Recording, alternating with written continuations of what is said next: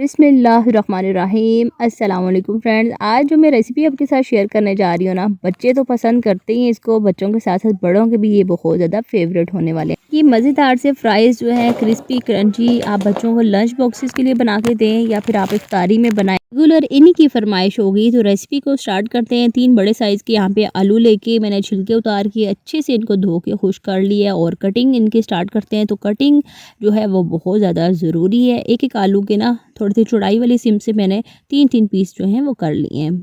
तकरीबन आधा इंच जो है वो हमने इसकी मोटाई रखनी है। बहुत ज़्यादा हमने पतला इनको कटिंग नहीं करना, नहीं तो बाद में फिर ये क्रिस्पी नहीं बनेंगे।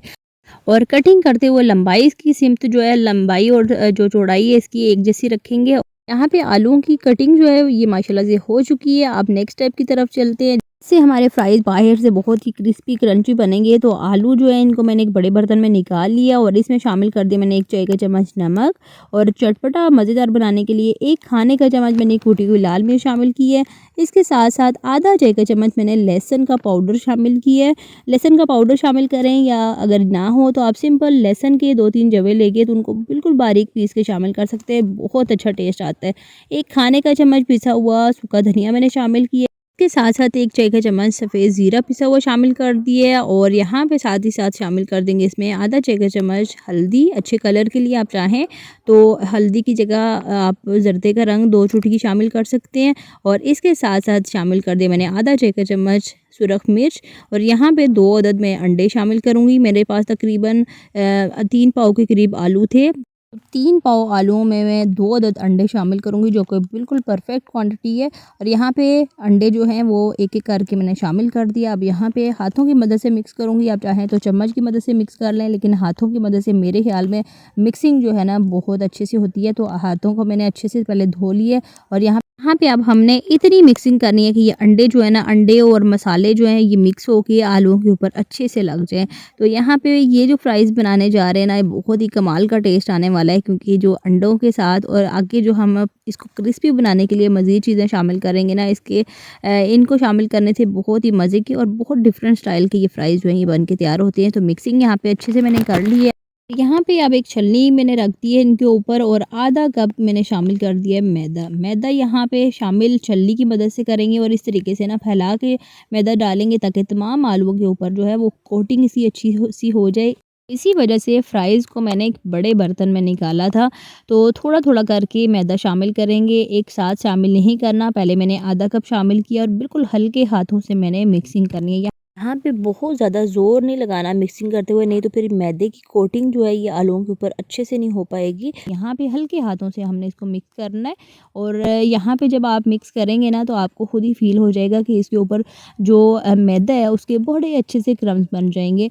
तो मैं यहाँ पे आधा कप मैंने पहले शामिल किया था, आधा कप मैं इस स्टेज पे शामिल कर रही हूँ, और इसी तरीके से फैला के मैदे को शामिल करना है छलनी की मदद से। छलनी की मदद से बहुत अच्छे से आसानी हो जाएगी बाद में आपको मिक्सिंग करते हुए। तो बिल्कुल हल्के हाथों से आप देख सकते हैं मैं मिक्स कर रही हूँ, बहुत ज़्यादा इसको ज़ोर नहीं लगाना, बिल्कुल हल्के हाथों से मिक्स करेंगे, और इस तरीके से बड़े अच्छे से ज़बरदस्त से इसके ऊपर आलूओं के ऊपर क्रम्स बनेंगे मैदे के।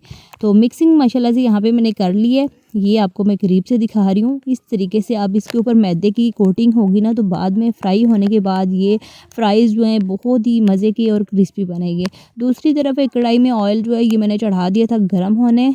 इस तरीके से ना फैला फैला के फ्राइज़ को हमने शामिल करना है। चूल्हे की आंच मैंने तेज़ रखी हुई है, और फ्राइज़ जब भी फ्राई करें चूल्हे की आंच जो है ये हमेशा आप तेज़ रखें, इससे फ्राइज़ बहुत ही क्रिस्पी मज़ेदार से बने। 2 से 3 मिनट तक तो बिल्कुल भी नहीं छेड़ना, 3 मिनट के बाद हमने इसको छेड़ना है, जब इसकी जो कोटिंग है अच्छे से इसके ऊपर सेट हो जाए।